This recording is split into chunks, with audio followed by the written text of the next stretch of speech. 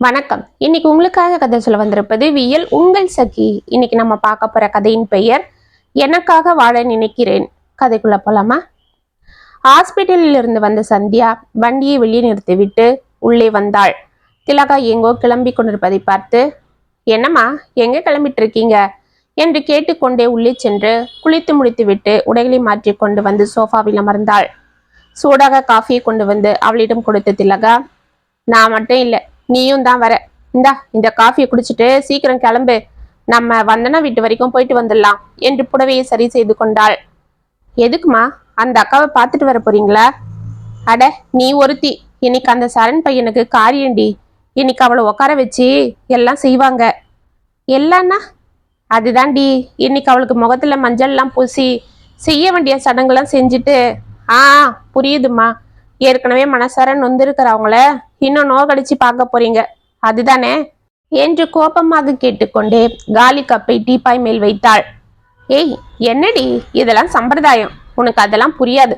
பேசாம என் கூட வா, உனக்காக தான் காத்துட்டு இருந்தேன். நைட் டியூட்டி முடிச்சிட்டு நீ வந்த உடனே கிளம்பலான்னு. நீ என்னவோ பேசிட்டே இருக்கிற, சீக்கிரம் வா. இன்னைக்கு அவன் முகத்தை பார்த்தே ஆகணும். அப்புறம் தவற விட்டா 1 மாசம் வரைக்கும் பார்க்க கூடாது. ஆமா, அப்படியே போய் பார்த்துட்டாலும் என்று முனறிக்கொண்டே எழுந்து அவளுடன் சென்றாள் சந்தியா. பக்கத்து தெருவில் இருக்கும் வந்தனா வீடு அன்று சொந்த பந்தங்கள் அக்கம் பக்கத்தினர் என அனைவரும் கூடியிருந்தாலும் ஏனோ கலையிழந்தே காணப்பட்டது. வந்தனா, அவளது கணவன், 2 குழந்தைகள் என அந்த தெருவிற்கு குடி வந்து 4 வருடங்கள் ஆகியிருந்தது. அவளது கணவன் சரண் ஒரு தனியார் கம்பெனியில் வேலை பார்த்து கொண்டிருக்க அந்த வருமானத்திலேயே 2 பிள்ளைகளை வைத்துக்கொண்டு குடும்பத்தை நல்ல முறையில் நடத்தி கொண்டிருந்தாள் வந்தனா. 10 வயதில் ஒரு ஆண் குழந்தையும் 7 வயதில் ஒரு பெண் குழந்தையும் என அவர்கள் அழகாக வாழ்வதை பார்த்து அந்த தெருவில் பொறாமைப்படாதவர்கள் இல்லை என்றும் கூறலாம். அவர்கள் குடும்பத்தை பார்த்தால் சந்தியாவிற்கும் திருமணம் செய்து கொண்டு வாழ்ந்தால் வந்தனாவை போல்தான் வாழ வேண்டும் என்று மனதிற்குள் நினைத்துக் கொள்வாள். வந்தனாவும் காய்கறி வாங்க வரும் பொழுதும் கடை தெருவிற்கு வரும் பொழுதும் திலகாவிடம் பேசி பழக சந்தியாவிற்கும் அப்படி அவளிடம் பழக்கமானது. நர்சிங் முடித்துவிட்டு ஒரு தனியார் ஹாஸ்பிட்டலில் பணியில் இருந்த சந்தியாவை பார்த்தால் வந்தனாவிற்கும் மிகவும் பிடிக்கும். இப்படி அழகாக சென்று கொண்டிருந்த அவளது குடும்பத்திற்கு அன்று பேரிடி வந்து விழுந்தது. காலை நன்றாக ஆபீஸிற்கு சென்ற சரண் திடீர் என்று ஆபீஸில் மயங்கி விழ ஹாஸ்பிட்டலுக்கு அழைத்து செல்லும் வழியிலேயே மாரடைப்பால் காலமானான். இந்த செய்தியை அறிந்து வந்தனா இடிந்து போனாள். உலகத்தில் உள்ள வலி அனைத்தும் தனக்கே அந்நேரம் வந்தது போல் அவள் கலங்கி போக அன்று சரணின் உடல் வந்தும் கூட அவள் அழாமல் பிள்ளைகளை கையில் வைத்து கொண்டு இடிந்து போய் அப்படி அமர்ந்திருந்தாள். சந்தியாவும் திலகாவும் அவளுக்கு ஆறுதல் கூறினாலும் அவள் அந்த பேரிடியில் இருந்து மீள்வது மிகவும் கடினம்தான் என்று உணர்ந்து கொண்டாள் சந்தியா. ஹாலில் சரணின் போட்டோவை வைத்து பூஜைகள் நடந்து கொண்டிருக்க உள்ளே வந்தனாவை அமர வைத்து அவளது முகத்தில் மஞ்சள் பூசி குங்குமம் வைத்து தலை நிறைய பூக்களை வைத்து கை நிறைய கண்ணாடி வளையல்களை அடுக்கி மூளையில் அமர வைத்தனர். வந்தனா முகத்தில் சொல்ல முடியாத வேதனை தெரிய திலகாவும் அந்த சடங்கில் கலந்து கொண்டது அவளுக்கு எரிச்சலாக இருந்தது. சற்று நேரத்தில் அவளது பொட்டை கலைத்து பூக்களை பீத்து எடுத்து கண்ணாடி வளையல்களை உடைக்க அந்த கொடுமைகளை தாங்க முடியாமல் வந்தனா கதறி அழ ஆரம்பித்தாள். இதை பார்த்து பிள்ளைகளும் கதறி அழுதனர். இதற்கு மேல் சந்தியாவால் பொறுத்து கொள்ள முடியாமல், போத நிறுத்துங்க, என்ன இது கொடுமை, ஏற்கனவே அவங்க நொந்து போயிருக்காங்க, இப்ப இதெல்லாம் பண்ணி அவங்களை இன்னும் வேதனைப்படுத்தணுமா, போங்க அப்படி என்று அழுது கொண்டிருந்த வந்தனாவை அணைத்து கொண்டு சமாதானம் செய்தாள். யாருமா நீ, எங்க வீட்டு சடங்குல வந்து மூக்க நுழைக்கிற, பார்த்தா சின்ன பொண்ணு போல இருக்கிற, உனக்கு என்ன தெரியும் இத பத்திலாம், போமா அப்படி என்று கத்தினாள் ஒரு பெண். ஏய் சந்தியா, வாடி இப்படி, இதெல்லாம் ஒரு சம்பிரதாயம், இதுல எல்லாம் நீ தலையிடாத, இப்படி வா என்று அவளை பிடித்து இழுத்தாள் திலகா. என்னம்மா சம்பிரதாயம், பாவம் அந்த சரண் அண்ணா இந்த அக்கா கூட எப்படிலாம் சந்தோஷமா வாழ்ந்தாரு, நாம தினமும் அதை பார்க்கலையா? சாயங்காலத்துல வரும்போது அந்த அண்ணா அக்காக்கு பூ வாங்கிட்டு வருவாரு. நானே வெளியில இருந்து வரும் பொழுதெல்லாம் அதை பார்த்து கிண்டல் பண்ணியிருக்கேன். அப்படிலாம் அவங்க வாழ்ந்து இந்த நாட்களை நினைச்சு இந்த 10 நாளா அந்த அக்கா எப்படிலாம் துடிச்சிருப்பாங்க. இப்ப அதை இன்னும் அதிகப்படுத்துறது போல இவங்கெல்லாம் இந்த மாதிரி கோலம் பண்ணா என்னமா அர்த்தம்? இப்படி பண்ணலன்னா சரணோட ஆன்மா சாந்தி அடையாது, அவன் அறகுறையா இங்கதான் அலைஞ்சிட்டு இருப்பான் என்றாள் ஒரு பெண். ஆமா ஆமா, இறந்தவங்க ஆவி இன்னைக்கு வந்து பார்க்கும் நம்ம பொண்டாட்டிக்கு இப்படி எல்லாம் செய்யறாங்களான்னு. அப்படி செய்யலனா அவங்க போகமாட்டாங்க, இங்கே சுத்திட்டு இருப்பாங்க என்றாள் ஒரு மூதாட்டி. ஆமா, சுத்திட்டு இருப்பாங்க. நீங்க சொல்றது போல அந்த ஆன்மா இங்க இருந்தா தன்னோட பொண்டாட்டி இப்படி கஷ்டப்படுறத பார்த்து வேதனை தான் படும். அவங்கள கஷ்டப்படுத்தி அதுல சந்தோஷப்படுறவங்கள பார்த்து பழிதான் வாங்கும் என்று கத்தினாள் சந்தியா. இதை கேட்டு வந்தனாவும் அவள் மீது சாய்ந்து கொண்டு ஓவென அழுதாள். என்னம்மா சொல்ற? நாங்க இவ்வளவு கஷ்டப்படுத்திட்டு அதுல சந்தோஷப்படுறோமா என்று கன்னத்தில் கை வைத்து கொண்டு கேட்டாள் ஒரு பெண். பின்ன நீங்கெல்லாம் உண்மையாவே இவங்களுக்கு இப்படி நடந்ததுக்கு வருத்தமா படுறீங்க? அன்னைக்கே சரண் அண்ணா இறந்து போய் உள்ள இவங்க அழுதுட்டு இருக்கும் போது பேருக்கு வந்து கொஞ்ச நேரம் நின்னுட்டு வெளியில போய் நீங்கெல்லாம் அரட்டை அடிச்சுட்டு பேசிட்டு தானே இருந்தீங்க. அதோ பாருங்க, இப்போ வெளியில என்ன பேச்சு நடக்குதுன்னு. இன்னைக்கு என்ன சாப்பாடு செய்யறாங்க, என்ன பலகாரம் போடுறாங்கன்னு கொஞ்சம் பேர் பேசுறாங்க. சில பேர் இந்த மாதிரி வீட்டுல நல்லது பேசணும்னு யார் பொண்ணை யார் பையனுக்கு கட்டணும்னு சம்மந்தம் பேசுறாங்க. இதெல்லாம் பார்த்தா நீங்களாம் வருத்தமா இருக்கிறது போலவா இருக்கு. போங்கம்மா பேசாம என்று அவர்களை விரட்டினாள் சந்தியா. அனைவரும் முன்னறி கொண்டே வெளியே செல்ல, நீ வீட்டுக்கு வா, உன்னை பேசிக்கிறேன் என்பது போல் அவளை முறைத்துவிட்டு திலகாவும் வெளியே சென்றாள். அனைவரும் சென்றதும் வந்தன முகத்தை மூடிக்கொண்டு அழ ஆரம்பித்தாள். அக்கா, என்னக்கா, ஏன் இப்படி அழறீங்க? அழாதீங்க, பாருங்க, நீங்க அழுதா குழந்தைங்களும் பயந்து அழறாங்க என்று அவளை சமாதானம் செய்தாள். இல்ல சந்தியா, உனக்கே தெரியும் நான் எங்க வீட்டுக்காரர் கூட எப்படிலாம் வாழ்ந்தேன்னு. இன்னைக்கு அவர் இல்லாம நான் எப்படி வாழ போறேன், என் குழந்தைங்களை எப்படி வளர்க்க போறேன்னு பலவித குழப்பத்தோடையும் வேதனையோடையும் இருந்தா இங்க வந்திருந்தவங்க எல்லாம் இந்த 10 நாளா என்னை போட்டு படாத பாடுபடுத்திட்டாங்கம்மா. நான் ஒரு அனாதையாம். என் ஜாதகம் என்ன குலம் என்னன்னு தெரியாம அவர் காதலிச்சு கட்டிக்கிட்டதாலதான் இப்படி ஆயிடுச்சுன்னு எங்க மாமியார் வீட்டாளுங்க பேசுறாங்க. இங்க அக்கம் பக்கம் உள்ளவங்க எல்லாம் இவளும் இவன் புருஷனும் ஆவுன்னா பசங்களை கூட்டிட்டு வெளியில போறதும், பண்டிகை நாளுன்னு வந்துட்டா ஒரே கலர்ல துணிங்களை வாங்கி போட்டுக்கிறதும், பாப்பாப்பா என்ன அலப்பற, அதுதான் இப்படி ஆயிடுச்சுன்னு பேசிக்கிறாங்க. சந்தியா, நீயே சொல்லு, நான் அப்படி என்னமா பண்ணேன்? என் குடும்பத்தோட அமைதியா தானே வாழ்ந்துட்டு இருந்தேன். அனாவசியமா நான் யார் வம்புக்காவது போயிருப்பேனா? இல்ல மத்தவங்க பொருளுக்கு ஆசைப்பட்டு எங்க வீட்டுக்காரர் தான் அநியாயமா பண்ணிருப்பாரா என்று கதறினாள். அக்கா விடுங்கக்கா, இந்த பொறாம பிடிச்சவங்க இப்படிதான் பேசுவாங்க. எந்த ஊர் வம்புக்கும் போகாம தன்னோட வேலையை பார்த்துட்டு இருக்கிறவங்கள இந்த உலகம் அப்படிதான் சீண்டி விடும். இவங்களுக்கு எல்லாம் ஒருத்தங்க நல்லா இருந்தா பொறுக்காது, அதை எப்படியாவது கெடுத்துடணும். இல்ல விதிவசத்தால அவங்களுக்கு எதனா ஆகிட்டா அப்பாடான்னு சந்தோஷப்படுவாங்க. சந்தியா, இந்த குழந்தைங்களுக்காக தான் பாக்குறேன். இல்ல நானும் இந்த பேச்செல்லாம் தாங்க முடியாம எங்க வீட்டுக்காரர் கூடவே போயிடுவேன் என்று பிள்ளைகளை கட்டி கொண்டழுதாள். அக்கா, என்ன இது முட்டாள்தனம்? புருஷன் போயிட்டா கூடவே நாமளும் போயிடணுமா? நீங்க பிறக்கும் போதே உங்க கணவரை நம்பியா பிறந்தீங்க? இல்ல உங்களுக்கு கல்யாணம் ஆகிற வரைக்கும் இவருதான் உங்க கணவரா வரப்போறான்னு தெரிஞ்சிருந்ததா? அதுக்கு இல்லம்மா, தினம் தினம் இந்த மாதிரி பேச்சுக்களை கேட்டு துடிக்கிறதுக்கு ஒரேடியா என்றவள் முடிப்பதற்குள், அக்கா போதும், நீங்க உங்க சுயநலத்தை பார்த்துட்டு போயிட்டா அப்புறம் உங்க மூலமா இந்த உலகத்துக்கு வந்த குழந்தைங்களை யார் பாக்குறது? இனிமேதான் இங்க தைரியமா வாழணும். கல்யாணம் என்றது வாழ்க்கையில ஒரு பகுதி தான், அதுவே வாழ்க்கை இல்ல.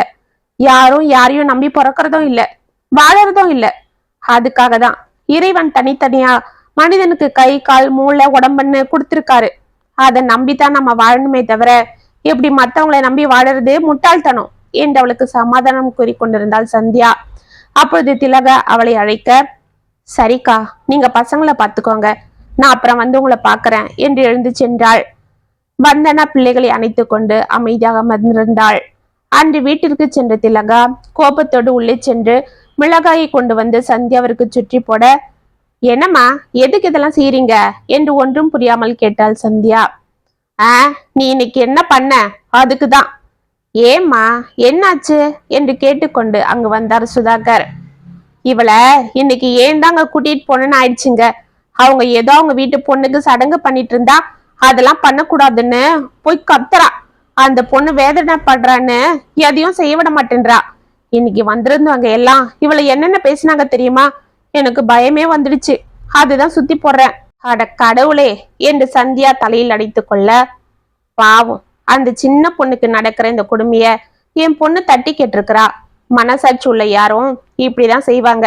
அதுக்காக அவளையும் கூச்சிக்கிற என்று சாதாரணமாக கேட்டார் சுதாகர். ஆமா, உங்க பொண்ணு செய்யறதுதான் உங்களுக்கு எப்பவும் வசதி. அது போல ஊர்ல இருக்கிறவங்களும் நினைப்பாங்களா என்ன? பேசுறா பேச்சு. இதெல்லாம் நமக்கு எதுக்கு? ஒரு வாய் போல ஒரு வாய் இருக்குமா? அதுதான் சுத்தி போடுறேன். உங்களுக்கு எங்க அதெல்லாம் தெரியும்? போங்க அப்படி என்றவரை தள்ளி கொண்டு அந்த மிளகாயை அடுப்பில் போட உள்ளே சென்றாள். உங்க அம்மால திருத்த முடியாது என்று சிரித்து கொண்டே வந்து சோஃபாவில் அமர்ந்தார் சுதாகர். சரியா சொன்னீங்கப்பா. ஆனா என்னோட தொல்லை அம்மாக்கு இன்னும் ஒரு வாரத்துக்கு தான். அப்புறம் நான் கோயம்புத்தூர் போயிடுவேன். அம்மா நிம்மதியா இருப்பாங்க என்று கூறிக்கொண்டு சந்தியா அவர் அருகில் அமர்ந்தாள். என்னம்மா, அந்த ஹாஸ்பிட்டலுக்கு போறது உறுதி தானா? ஆமாப்பா, எனக்கு தான் டிரான்ஸ்ஃபர் போட்டுட்டாங்க. நானும் ஓகே சொல்லிட்டேன். ஏன்னா நான் போகலன்னா ரம்யாவை தான் அனுப்புவாங்க. ஆனா பாவம், அவங்க அம்மாக்கு இப்பதான் ஆப்ரேஷன் ஆகியிருக்கு. அவங்கள இவ தான் பாத்துக்கணும். அவங்கள இப்ப அலைய வைக்கவும் முடியாது.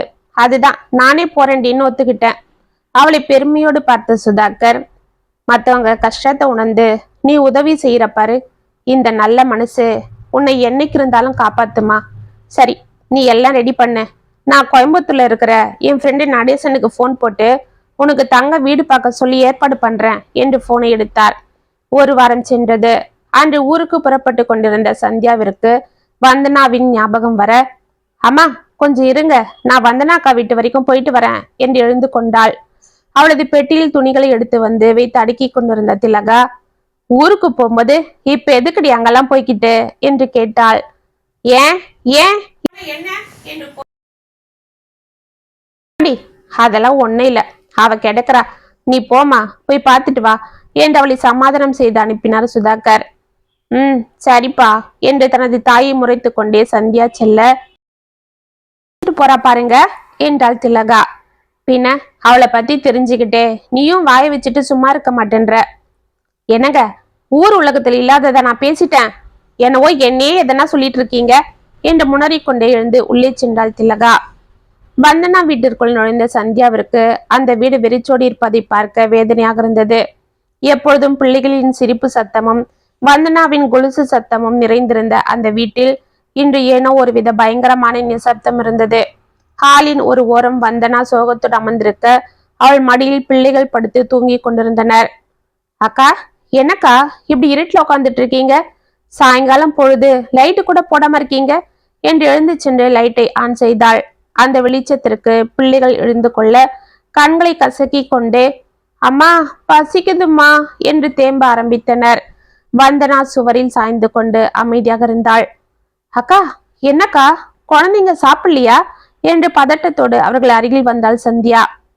இல்ல சந்தியா என்றாள் அமைதியாக. ஏங்கா, எதுக்கு, நீங்க சமைக்கலையா?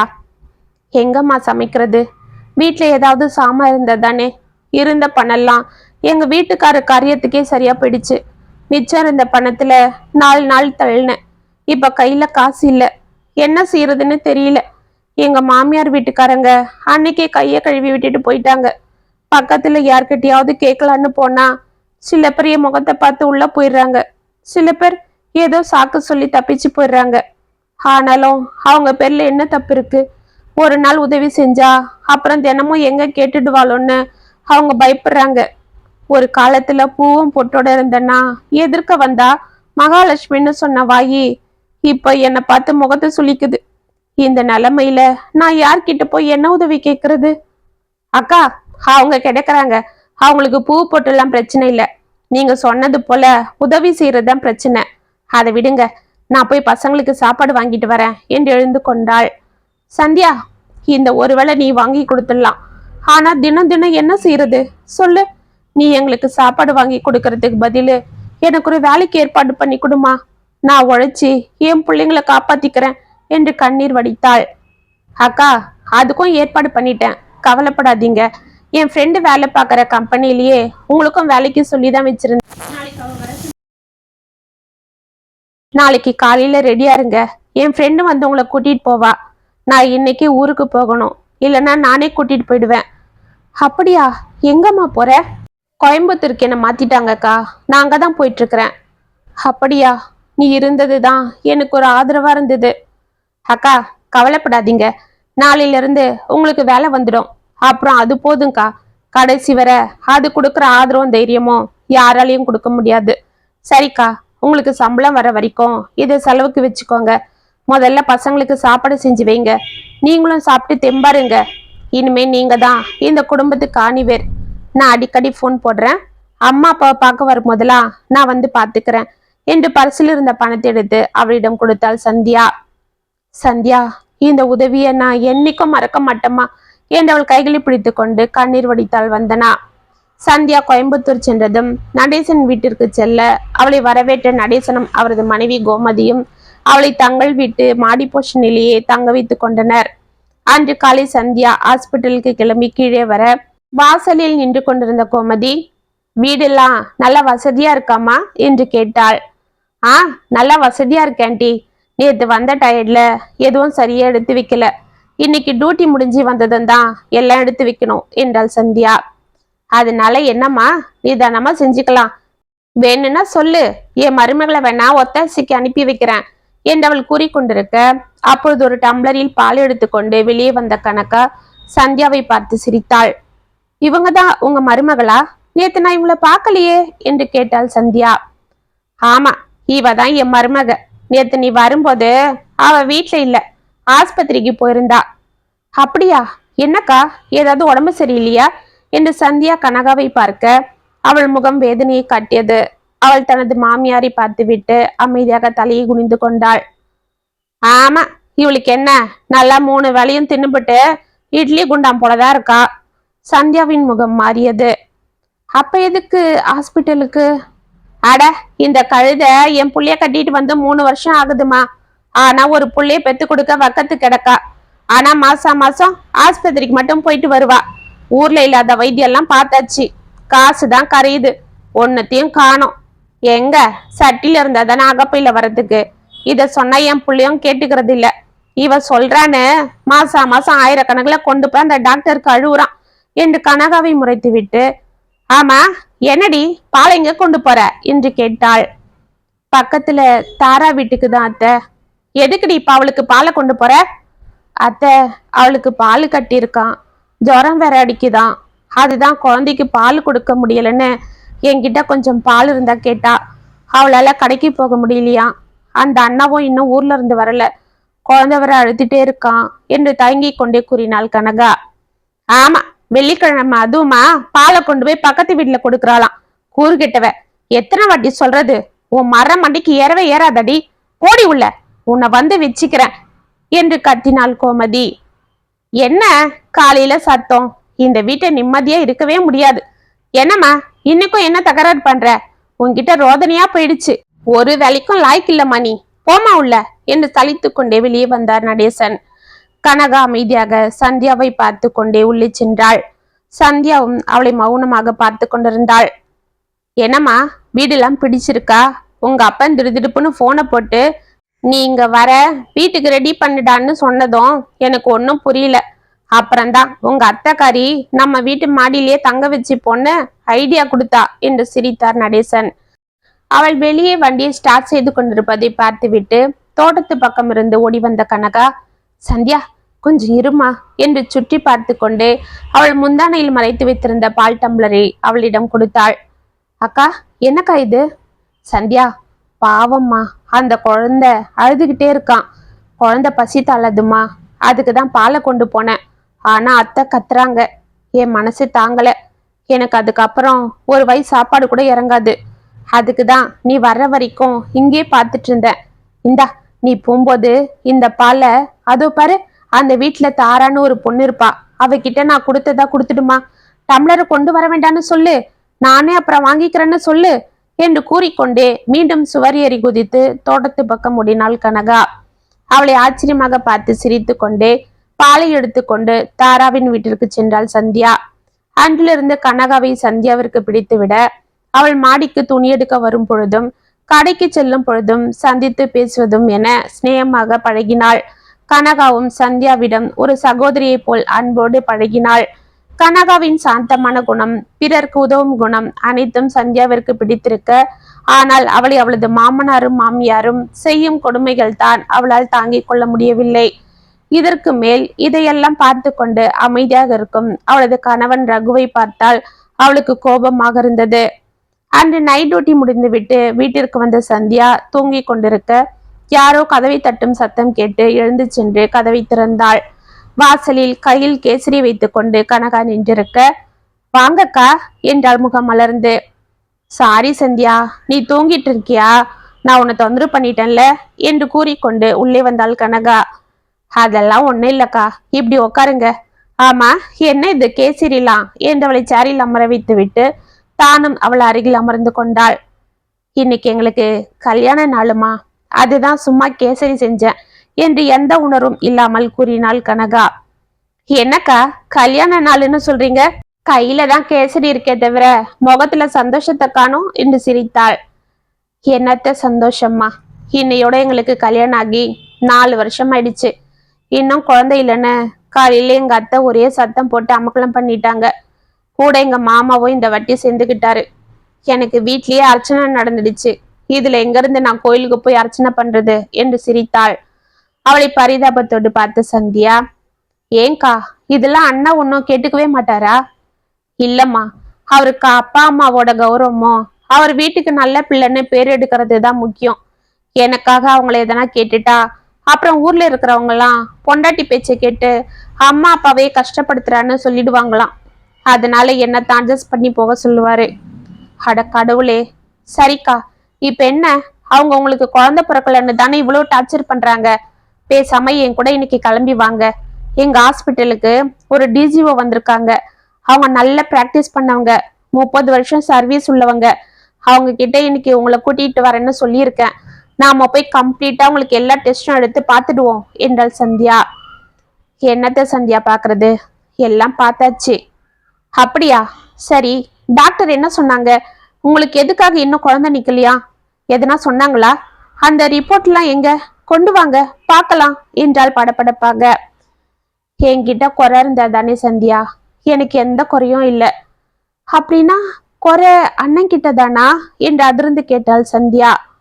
ஆமா, அவர்கிட்ட தான் குறை இருக்கு. அதுக்கு தான் ட்ரீட்மெண்ட் எடுத்துட்டு இருக்காரு. அதுக்கு தான் மாசம் மாசம் போயிட்டு வரும் என்று தலையை குனிந்து கொண்டு அழ ஆரம்பித்தாள். அக்கா, அப்படின்னா இந்த விஷயத்த நீங்க ஏன் உங்க மாமியார் கிட்ட சொல்லாம இருக்கீங்க? நீங்க அனாவசியமா அவமானப்படணும், திட்டு வாங்கணும்? எங்க சந்தியா, இந்த விஷயத்த வெளியில சொன்னா எல்லாரும் என்ன கேவலமா பார்ப்பாங்க. என்ன ஒரு ஆம்பளையான்னு எங்க சொந்தக்காரங்கெல்லாம் அசிங்கப்படுத்துவாங்க. அதனால இதை நீ வெளியில சொல்லிக்காத. எங்க அம்மா அப்பாவுக்கும் எதுவும் தெரிய வேண்டாம். அவங்க எதனா பேசினா பேசிட்டு போகட்டும். நான் உன்னை எப்பவும் கைவிட மாட்டேன்னு சொல்லி என் காலில் விழுந்து கெஞ்சினாரு. அதுக்காக நீங்களும் பேச மறந்துட்டீங்களா? பின்ன என்ன செய்யறது சந்தியா, எங்க மாமியார் பேச்சு தாங்க முடியாம நான் உண்மைய சொன்னா எங்க வீட்டுக்கார் என்னை வெறுத்துடுவாரு. அப்புறம் பிறந்த வீட்டுக்கு தான் போகணும். அங்க போய் வாழ வெட்டின்னு பேரை வாங்கி அக்கம் பக்கம் உள்ளவங்க கூட பிறந்தவங்க கிட்ட எல்லாம் பேச்சு வாங்குறதுக்கு இங்கே இருந்துட்டு போயிடலான்னு தான் நான் அமைதியா எல்லாத்தையும் சகிச்சுட்டு போயிட்டு இருக்கிறேன் என்று கண்களை துடைத்து கொண்டாள். அதுக்காக இப்படி ஒரு கொடுமையை அனுபவிக்கணுமா? அதுக்கு நீங்க பேசாம தனியாவே வாழ்ந்துடலாமே. அதுக்கும் இந்த ஜனங்க சும்மா விட மாட்டாங்க. வேற மாதிரி பட்டம் கட்டி பேச ஆரம்பிச்சிருவாங்க. சும்மாவா சொன்னாங்க, உளவாய மூடினாலும் ஊர்வாய மூட முடியாதுன்னு? சரிம்மா, அதெல்லாம் போகட்டும். நான் இப்போ உன்கிட்ட சொன்ன விஷயத்த யார்கிட்டயும் சொல்லாதம்மா. உன் மேல இருக்கிற நம்பிக்கையில தான் நான் இதை சொன்னேன் என்று அழுது கொண்டே அங்கிருந்து சென்று விட்டாள் கனகா. அவளை பரிதாபத்தோடு பார்த்து கொண்டே அமைதியாக கட்டிலில் படுத்தாள் சந்தியா. மாலை கோமதின் அலறல் சத்தம் கேட்டு அவள் திடுக்கிட்டு கண் விழித்தாள். கீழே நிறைய மனிதர்களின் பேச்சு குரல்களும் ஒரே அழுகி சத்துமாக சேர்ந்து வர ஒன்றும் புரியாமல் பதறிக்கொண்டு கீழே ஓடினாள். நடேசன் வீட்டு வாசலிலும் உள்ளேயும் அந்த தெரு ஜனங்கள் கூடியிருக்க அவர்களை தள்ளி கொண்டு உள்ளே சென்ற சந்தியா அதிர்ந்து போனாள். ஹாலில் கனகாவின் உடலை போட்டுக்கொண்டு கோமதி அழுது கொண்டிருக்க நடேசன் தலையில் கை வைத்துக் கொண்டு ஒரு மூலையில் அமர்ந்திருந்தார். ராகு முகத்தை மூடிக்கொண்டு அழுது கொண்டிருக்க அவனை சில பேர் சமாதானம் செய்து கொண்டிருந்தனர். பாவம், கல்யாண நாள் அதுவுமா, இந்த பொண்ணு இப்படி பண்ணிடுச்சே என்றாள் ஒரு பெண். ஆமாக்கா, நல்ல பொண்ணு. ஆனா அதுக்கு கல்யாணம் ஆகி 4 வருஷமா குழந்தை இல்லைன்ற ஏக்கம்தான். பாவம், காலையில கூட எனக்கு கேசரிலாம் கொண்டு வந்து கொடுத்தது. ஆனா அப்பவே அது முகம் சரியில்லை. என்ன நினைச்சதோ என்னவோ, இப்பதான் கொஞ்ச நேரத்துக்கு முன்னாடி படுக்க போறேன்னு உள்ள போய் தூக்க மாட்டிட்டு இருக்கு. இவ்வளவு சொத்து இருந்தோம் ஒரு வாரிசை பெத்து கொடுக்க முடியலன்னு அவங்க மாமியாரும் அதை படாத படுபடுத்திட்டு இருந்தது. அந்த கோவத்துல கூட தற்கொலை பண்ணிருக்கலாம். யாருக்கு தெரியும்? என்று ஒருவருக்கொருவர் பேசிக்கொள்ள சந்தியா மௌனமாக அங்கிருந்து சென்று விட்டாள். 1 மாதம் சென்றது. மகளை பார்க்க வந்திருந்த திலகாவும் சுதாகரும் 1 வாரம் அவளுடன் தங்கிவிட்டு அன்று ஊருக்கு புறப்பட்டனர். சந்தியா அவர்களுடன் ஸ்டேஷன் வரை செல்ல கிளம்பி கொண்டிருக்க அவள் அருகில் வந்த திலகா, அம்மாடி, இன்னும் எத்தனை நாளைக்கு தான் இப்படியே கல்யாண பேச்சை தள்ளி போட்டுட்டு இருப்ப? இப்பவே உனக்கு வயசாயிட்டு போகுது. அப்புறம் என்று மெதுவாக இழுக்க, அம்மா, இப்ப என்ன சொல்ல வரீங்கன்னு பட்டுன்னு சொல்லுங்க என்றாள் சந்தியா. அம்மாடி, நானே சொல்லிடுறேம்மா. உங்க அம்மா உனக்கு கல்யாணத்தை பண்ணி பார்க்கணும்னு ஆசைப்படுறா. நீயும் எங்களுக்கு செல்ல பொண்ணு. உன் இஷ்டத்துக்கே நாங்க வளர்த்துட்டோம். உன் குணத்துக்கு அட்ஜஸ்ட் பண்ணி போகணும்னா நம்மள நல்லா தெரிஞ்சவங்களா இருந்தா நல்லா இருக்கும்னு நாங்க யோசனை பண்ணோம். அதுக்கேத்தா போல நம்ம நடேசனும் நேத்து அவன் பையனுக்கு உன்னை கேட்டான். உனக்கே தெரியும், அந்த பொண்ணு இப்பதான் தவறுனா. அந்த பையனுக்கோ குழந்தை குட்டின்னு ஒன்னும் இல்லை, நல்ல வேலையிலயும் இருக்கான் என்று சுரேந்தர் கூறிக்கொண்டிருக்க, ஆமாம்மா, நீ என் வீட்டு மருமகளா வந்துட்டா அப்புறம் இவ்வளவு சொத்தம் உங்களுக்கு தான். உனக்கு பிறக்க போற புள்ளதான் வாரிசு என்று கூறிக்கொண்டே கையில் தாம்பாள தட்டில் பட்டுப்புடவை, பூ, ஸ்வீட், பழம் என எடுத்துக்கொண்டு உள்ளே வந்தாள் கோமதி. நடேசனம் சிரித்து கொண்டு அவள் பின்னால் வந்தார். ரகுவும் அமைதியாக அவர்களுடன் வந்தான். வாங்க வாங்க என்று அவர்களை அழைத்து அமர வைத்தனர் சுரேந்தரும் திலகாவும். இன்னைக்கு நல்ல நாளா இருக்கு, நீங்களும் ஊருக்கு கிளம்புறீங்க. அதுதான், நீங்க இருக்கும் போதே கையோட தட்டம் மாத்திட்டா அப்புறம் நாங்க கல்யாண வேலையை ஆரம்பிப்போம். ஏன்னா 1 வருஷத்துக்குள்ள நல்லது பண்ணினோன்னு சொல்லுவாங்க என்று கோமதி சிரிக்க, ஏன் என்னையும் உங்க மருமக போல சீக்கிரமா மேல அனுப்பி வைக்கவா என்று கேட்டாள் சந்தியா. அனைவரும் திடுகிட்டு போக, சந்தியா, என்ன பேசுற என்று கத்தினார் சுரேந்தர். அப்பா, இவங்க பையனை நான் கட்டிக்கிட்டா இவங்க சொத்துக்கெல்லாம் எங்களுக்கு பிறக்கிற குழந்தைதான் வாரிசுன்னு சொன்னாங்களே, அப்ப எனக்கும் குழந்தை பிறக்கலன்னா என்ன செய்வாங்க? என்னையும் கனகாக்கா போல கொன்னுட்டு 3வது பொண்ணு தேடி போவாங்களா என்றாள். என்னம்மா, நாங்க தான் என்னவோ என் மருமகளை கொன்னுட்டோன்னு வார்த்தைக்கு வார்த்தை சொல்ற. அவ தற்கொலை பண்ணிக்கிட்டதுக்கு நாங்க என்ன செய்யறது?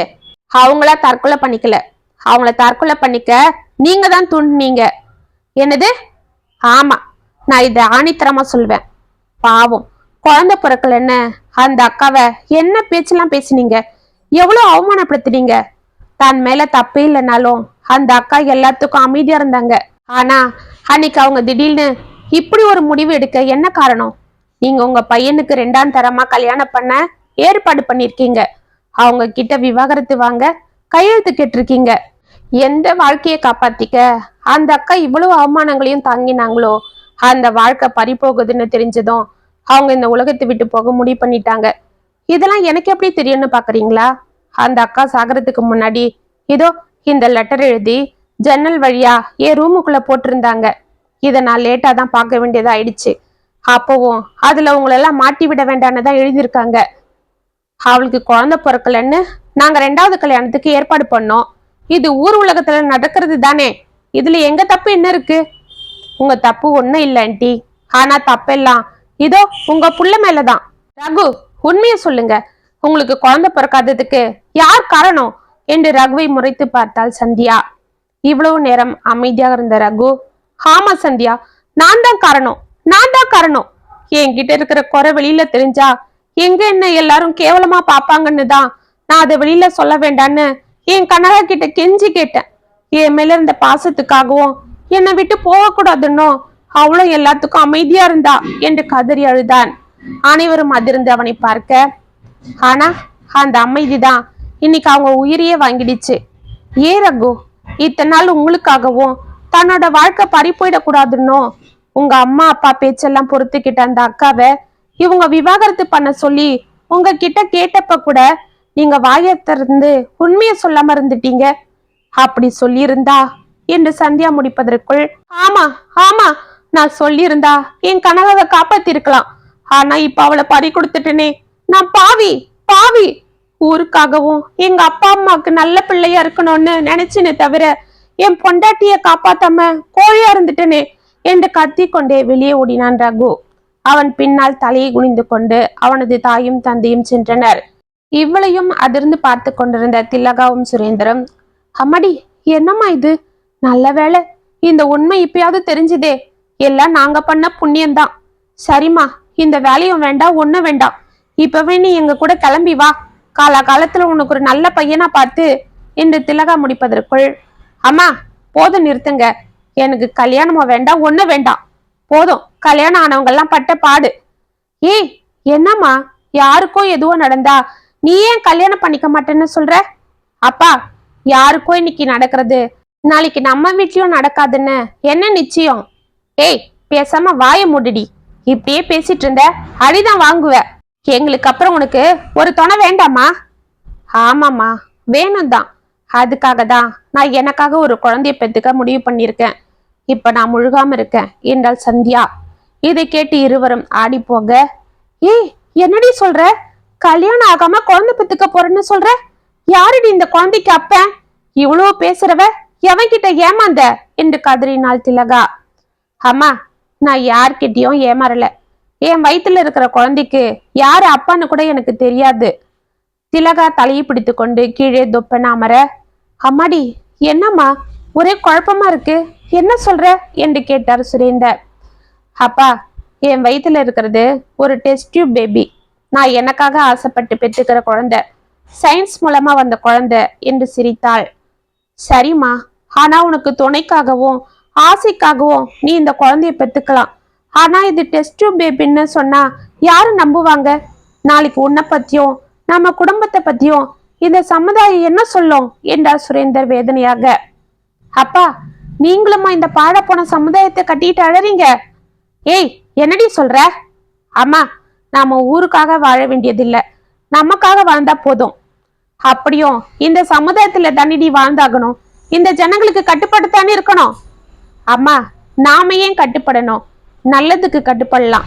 ஆனா இப்படி ஒரு பொண்ணை சித்திரவதை பண்ணி அவ உயிரை வாங்குற சமுதாயத்துக்கும் ஜனத்துக்கும் கட்டுப்பட வேண்டியதில்லை. தப்பு எங்க இருக்குன்னு ஆராய்ச்சி பண்ணாம எது நடந்தாலும் முதல்ல பெண்களை தான் குத்தம் சொல்ற சமுதாயத்துக்கு கட்டுப்பட தேவையே இல்லை. அன்னைக்கு வந்தனா அக்காக்கு சடங்கு பண்ணணும், சம்பிரதாயம் பண்ணணும்னு அவங்கள அலங்கோலம் பண்ண சமுதாயம் அதுக்கப்புறம் அவங்கள போய் பார்த்துச்சா? சொல்லுங்க, அந்த குழந்தைங்க சாப்பிட்டாங்களா? அவங்க பொழப்புக்கு என்ன பண்ணாங்கன்னு கேட்டுதா? இந்த கனகா அக்காவை அவங்க மாமியார் மாமனார் கொடுமைப்படுத்தினது இங்க இருக்கிற எல்லாருக்கும் தெரியும். ஆனா அவங்க யாராவது வந்து கேட்டாங்களா? இல்ல அவங்க பெத்தவங்க வீட்டுலதான் வந்து கேட்டாங்களா? கேட்க மாட்டாங்க அம்மா. ஏன்னா அப்படி கேட்டா பொண்ணு வாழ வெட்டியா வந்துடுவா. அப்புறம் இந்த ஊரு ஜனங்க நம்ம குழந்தைய வாழ வெட்டின்னு சொல்லுன்ற பயம். ஒரு பொண்ணு தான் இஷ்டம் போல இருக்க கூடாது, 4 பேருக்கு உதவி செய்யக்கூடாது. அவ்வளவு ஏன் பசின்னு வந்து கேட்கறவங்களுக்கு பிச்சை கூட போடக்கூடாது. உடனே அதுக்கும் கதையை கட்டி அவளை அடக்கி வச்சிருவாங்க. ஆனா இவங்க மட்டும் தப்பு இவங்க பேர்ல இருந்தாலும் அமக்கலம் பண்ணுவாங்க. ஏன்னா இவங்க ஆம்பளை பையனை பெத்தவங்க. அந்த ரகு தன் மேல குறை இருந்தா தன்னை ஊர்ல எல்லாரும் ஆம்பளை இல்லைன்னு கேலி பண்ணுவாங்கன்னு அந்த அக்காவை அவமானப்பட வச்சான். ஆனா அந்த அக்காக்கு எல்லாரும் தன்னை ஒரு மலடின்னு சொல்லும் போது வலிச்சிருக்காதா? சரி, அது போகட்டும். பொண்டாட்டி செத்து 1 மாசம் கூட ஆகல, அதுக்குள்ள இவனுக்கு கல்யாணம் பண்ண துடிக்கிற சமுதாயம் அதே போல கணவனை இழந்த அந்த வந்தனா அக்காவுக்கு ஏன் ஒரு துணியை தேடி கொடுக்க முன்னுக்கு வரல? அட்லீஸ்ட் ஒரு வேலை வாங்கி கொடுத்து வாழ கூட வழிய காட்டல. போங்கம்மா, இப்படிப்பட்ட ஒரு சார்புடைய ஜனங்களை நான் மதிக்கணும்னு எனக்கு எந்த அவசியமும் இல்லை. என்னை போல நல்ல சிந்தனை உள்ளவங்களும் பிறர் மனசை காயப்படுத்தாதவங்களும் என்னை புரிஞ்சுக்கிட்டா அது போதும். அப்படி எல்லாரும் வாழும்போது அப்ப நான் இந்த சமுதாயத்தை மதிக்கிறேன். அது வரை நான் எனக்காக தான் வாழுவேன். எனக்கு ஒரு துணை தேவைதான். ஆனா அது கணவனை தான் இருக்கணும்னு நான் விரும்பல. எனக்கு இந்த குழந்தையே போதும். இதுக்காக என்ன போலதான் எல்லாரும் இருக்கணும்னு நான் சொல்ல வரல. ஆனா நான் இப்படித்தான் என்றாள் சந்தியா தீர்க்கமாக. இத்துடன் எனக்காக வாழ நினைக்கிறேன் கதை முற்றும். உங்களுக்காக நான் எழுதின அந்த கதை உங்களுக்கு பிடிச்சிருந்தா கமெண்ட்ஸ்ல சொல்லுங்க, லைக் பண்ணுங்க, ஷேர் பண்ணுங்க, மறக்காம சப்ஸ்கிரைப் பண்ணிக்கோங்க. மீண்டும் நாளைக்கு வேற ஒரு சுவாரஸ்யமான கதையோட உங்களை சந்திக்கிறேன். அது வரைக்கும் இணைப்பிலே இருங்க. இப்படிக்கு வியல் உங்கள் சகி.